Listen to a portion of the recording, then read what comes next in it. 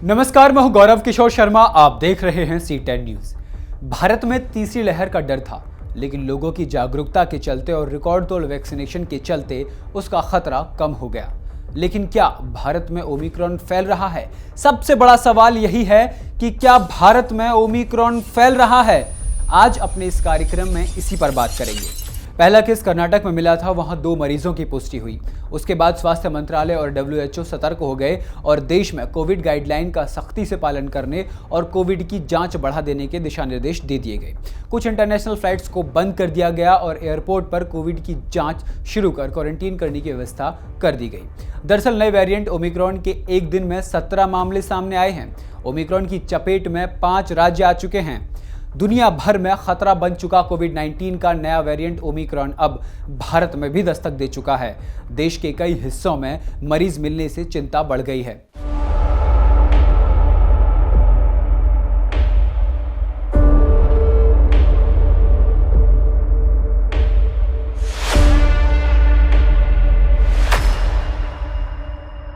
पहला केस कर्नाटक में मिला था। राजस्थान में 11 मरीजों की पुष्टि हुई है। महाराष्ट्र में अब तक 10 संक्रमित केस मिल चुके हैं। नया वेरिएंट गुजरात में भी पहुंच चुका है। दिल्ली में भी ओमिक्रॉन का एक मरीज मिला है। मध्य प्रदेश में भी कोरोना के नए वेरिएंट का खतरा बना हुआ है।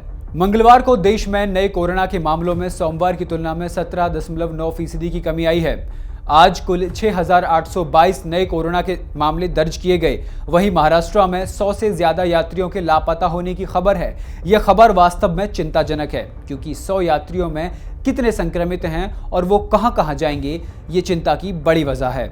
आपको बता दें कि ये यात्री विदेशों से महाराष्ट्र पहुंचे थे। वहीं देश की बात करें तो 23 कन्फर्म मामले सामने आ चुके हैं। इसका मतलब 23 मरीज मिल चुके हैं, जबकि संदिग्ध मरीजों का इलाज अस्पताल में चल रहा है। चलिए अब आपको बताते हैं कहां कितने मरीजों की पुष्टि हुई है। पहला केस कर्नाटक में मिला था। यहां 2 मरीजों की पुष्टि हुई थी।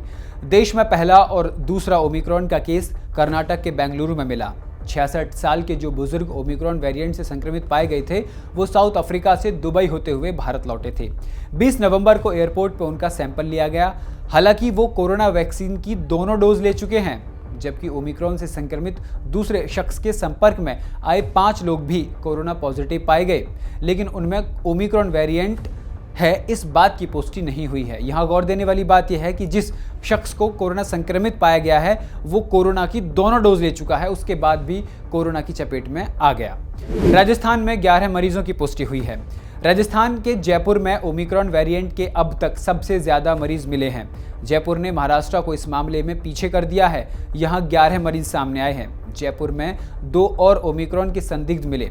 यूक्रेन से आई युवती कोरोना संक्रमित पाई गई। पहले मिले 9 संक्रमितों में कोई लक्षण नहीं है। महाराष्ट्र में अब तक मिले 10 संक्रमित। महाराष्ट्र में इस वेरिएंट के कुल केस 10 हो गए हैं। दिल्ली और मुंबई एयरपोर्ट पर विदेश से आ रहे लोगों की गहन जांच और निगरानी के बाद भी लगातार भारत में मामले बढ़ रहे हैं। कोरोना वायरस के स्वरूप ओमिक्रॉन से बढ़ती चिंता के बीच DKMC के प्रमुख विजय सूर्यवंशी ने सोमवार को कहा कि ठाणे जिले के इस महानगर पालिका क्षेत्र में हाल ही में विदेश से 295 लोग लौटे थे, जिनमें से फिलहाल 100 लोगों का पता नहीं चल सका है। सूर्यवंशी ने कहा कि इनमें से कुछ लोगों के मोबाइल फोन बंद आ रहे हैं, जबकि कई लोगों की तरफ से दिए गए पते पर ताला लगा हुआ है। इसी तरीके के लोग देश में महामारी के फैलने को बढ़ावा देते हैं। ऐसे लोगों पर सख्त कार्रवाई की जानी चाहिए।